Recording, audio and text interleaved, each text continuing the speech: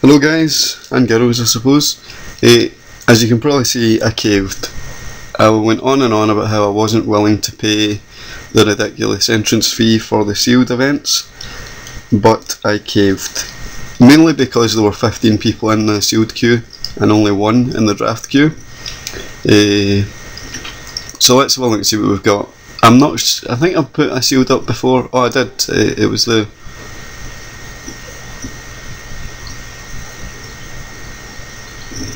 give me 2 seconds, guys.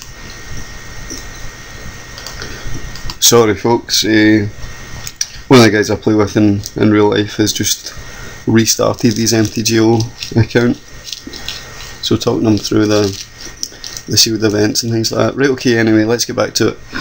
Let's see what we opened here. So, pile by rarity. Ooh, tasty.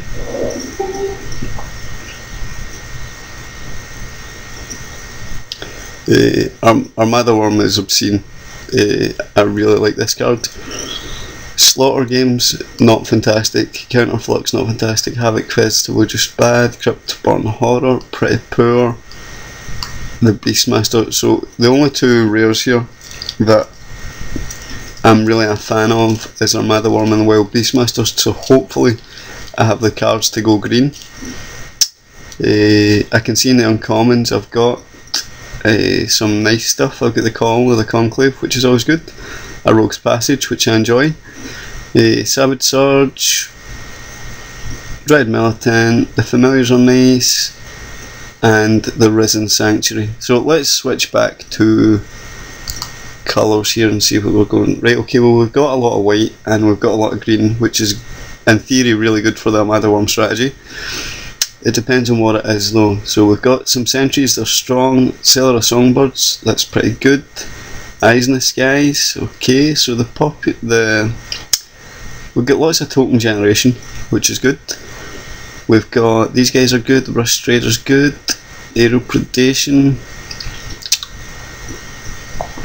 So we do not have an awful lot of green token generation. Call of the Centaur, Courser's Accord. It could be possible.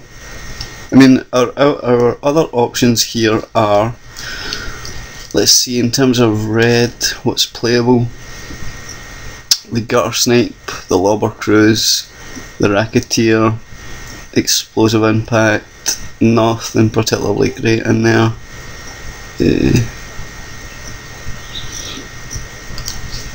In the black, we've got the Sewer Shambler, the Jailbreaker, the Shadows, nothing great in there. Blue's just bad. I think we have to go.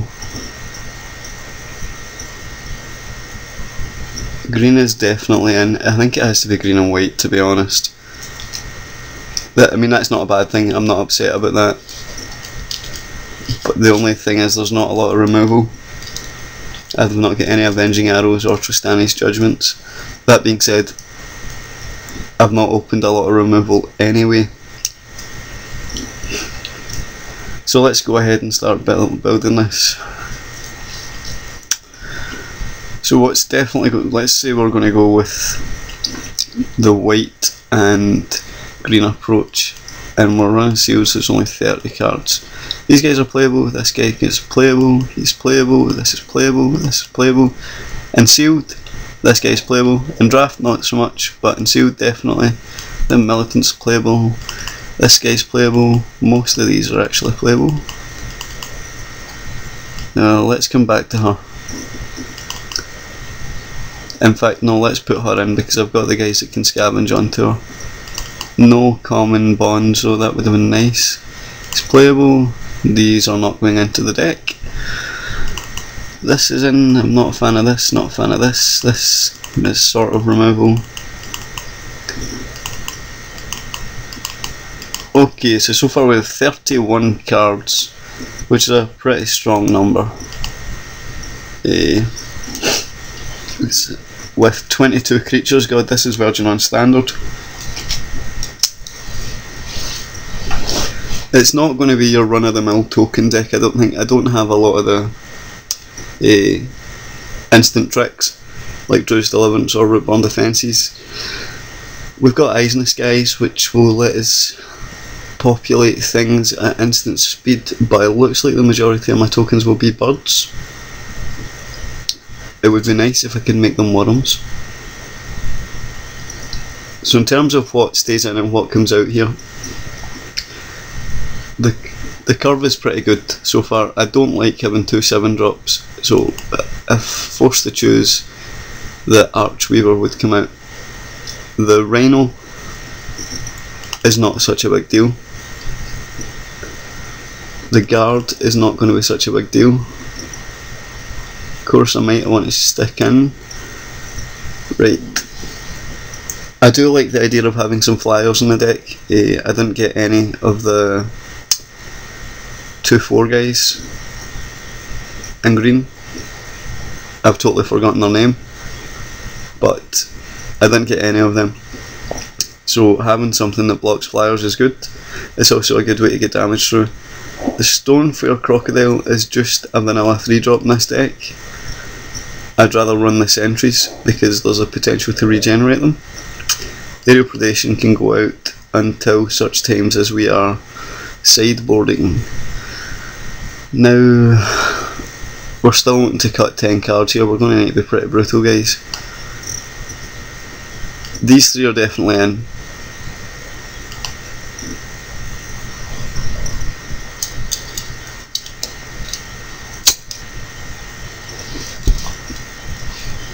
The Militant can come out.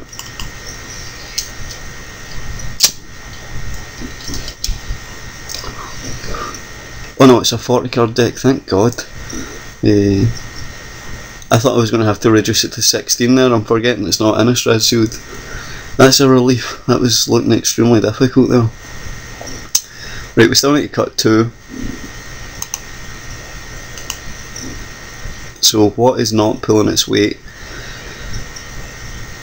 We can probably do without one Drudge Beetle. In fact, no, we don't, because we want as many opportunities to flash back onto this guy as possible. The Soul Teeth, this would usually come out, but I really don't have any other form of removal, so this is going to slow his game down, and he might lose a creature to it, so that has to stay. I guess we can lose a Cellar of Songbirds.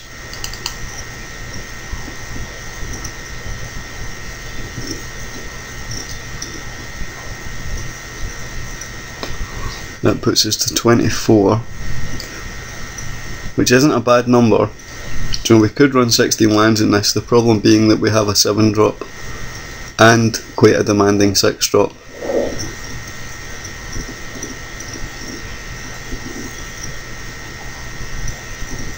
Although the Gatekeeper Mind does fetch as a land, I'm going to run it like this.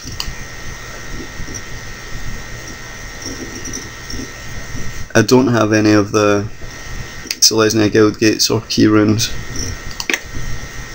so I am going to run like this, get rid of the islands, like so, 8 and 8.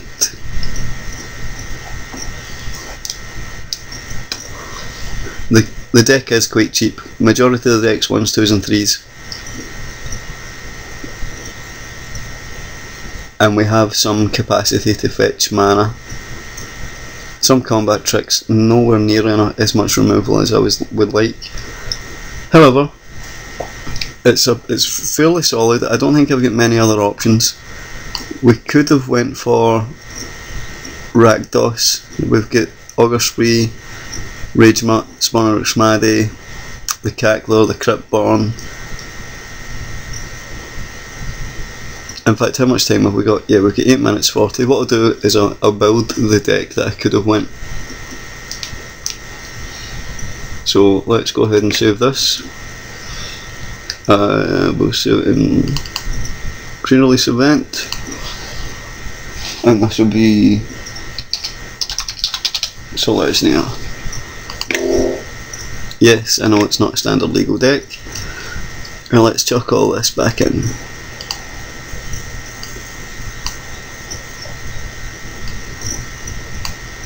And we're going to we're going to go ahead and print the screen here so that I can have a look at this later on and get some more practice in.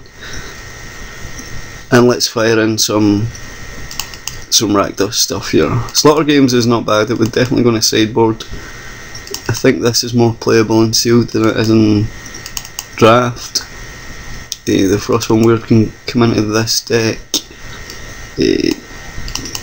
Dynacharge for Shoot of Flight. Okay. It's not brilliant, but we have to make do. Sealed, this guy's a bit of a monster. We've already got some hand destruction. I guess this guy is not terrible for sealed. We don't have the appropriate guild gate. We can get a Rogue's Passage in now. Now we're looking at putting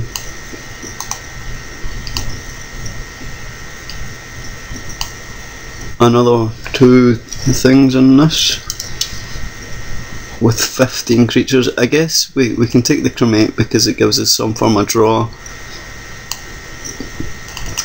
and a main drop, because let's be honest, who likes to discard cards? So this again isn't a horrible build, it's just not as consistent. There's not as much removal as you would like. It's not particularly fast. You know, if you look at our 3-drops, what have we got that's scary here? You know, the Lobber Crew does next to nothing except from ping every turn. We get lots of 2-1 toughness guys. The only real game finishers we've got are up here on turn 5, 6 and 7. And even at that, they're only really good if the Rogue's Passage comes in, because you can throw a 1-1 in front of this and it does nothing. So I think we're correct to go with Selesnya here.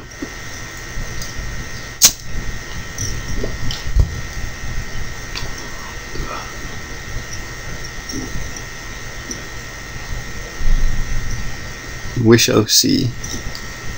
So what I'm going to do is I'm going to load up the Selesnya deck.